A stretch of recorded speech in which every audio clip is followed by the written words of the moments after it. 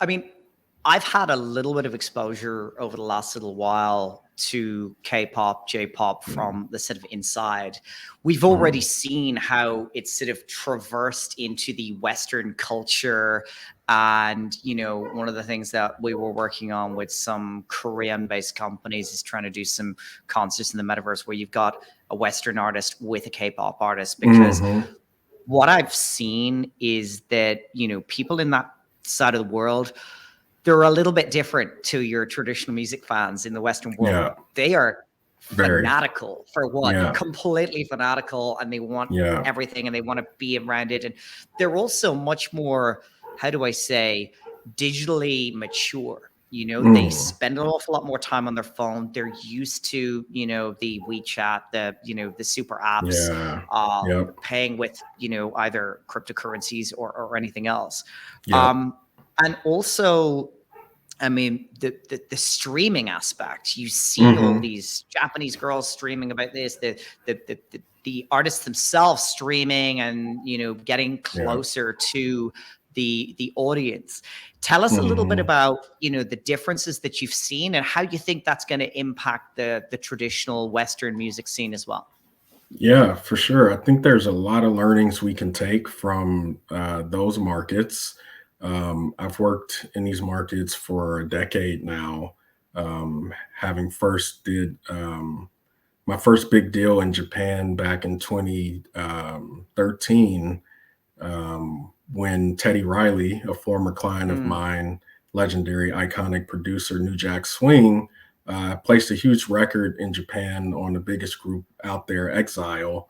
And he wanted me to move to Japan because he said, there's so much opportunity out there. And fortunately, my wife and I just went on our honeymoon to Japan at that time and decided to make the move. With much longer story there, but that's not the focus. The focus is the fact that going there and getting a sense of, first of all, people still buy physical products, music and related products, and it's very important. So there's a natural collector's sort of culture there, which is very important. I'm not talking about selling CDs for $9.99. I'm talking about selling them for $30 at the lowest, and lots of them, which makes Japan the second biggest music market in the world behind the US. And not that far behind the US, actually.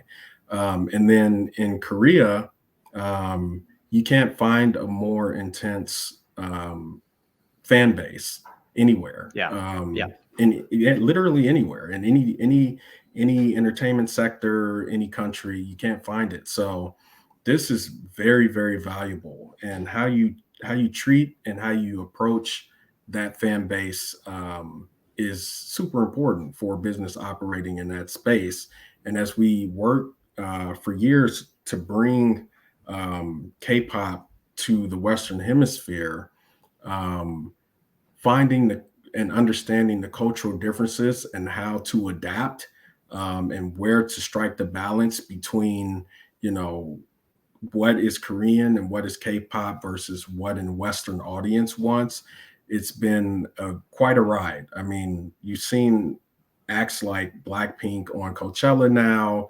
You've seen BTS's takeover of the world. You saw aespa on Coachella main stage last year, and there's a lot more coming. It's definitely not slowing down. It's the investment, and you can just look it up on Music Business Worldwide or anywhere.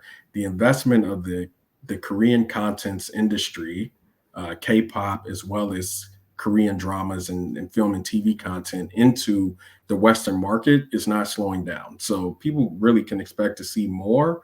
And the sense of community and fandom that's built around K-pop is something that we should do what we can here to have our audiences emulate. Absolutely. Yeah.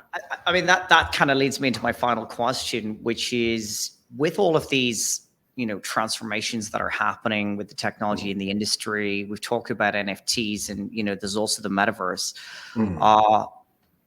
How can we learn from, like you just said there, the community aspect that is so important, that is, growing this massive industry second only to the US. Where do you see the metaverse going, and where do you see the music industry and artists trying to kind of take advantage of them? How can they use it properly over the next couple of years to really build their community, get closer to their fans, and make the entire industry a little bit more fair for the people at the bottom of the totem pole, as you say? Yeah. I see the future of it being, number one, culture driven. There has to be a constellation between community, culture, and great content. I see that happening. And then the next thing I see is the industry to begin to accept and support it fully. I think that's coming, but that only comes once we start to get clarity around the laws. Before we get more legal in place, it's going to be hard for them to risk their brands in the space. So we need to see that progress. And then in terms of what artists can do to help move that along, I think the main thing artists need to do is create very authentic projects in the space that they are committed to. Not some, like, don't just do it because it's the cool thing to do now and then just let the whole project die. Like, you need to build projects that have an ongoing value to a fan base. And that's the number one thing artists need to focus on, in my opinion. And then we'll see great results. For sure. I mean, that goes for the entire Web3 industry, really, as well as the music industry. At the end of the day, they're all business. And I think sometimes people forget that. But awesome insights, Brandon. Thank you so much. Thank you. I'm really excited for your new project. I can't wait to hear about all of those sort of things you told me about earlier. What we're going to do, we're going to invite you back onto the podcast in a couple of months, so that once you're ready to make those announcements. But it's been such a pleasure, and I think my audience will really enjoy your very unique insights from your incredibly wide and varied background. And wish you all the best of luck with Fifth Horizon. I can't wait to speak to you again soon. Thank you. We're helping brands translate audiences into communities. That's what we're doing at Fifth Horizon. So keep an eye out for us. And I'm very excited to join in again for the podcast, Colin. Thanks so much. Awesome. Thanks. And speak to you again soon. All right, man. Cheers. Take care. Okay, Brandon, stop there. What I'm going to do is I'm going to end the recording, and then we just need to wait about a minute, because it'll just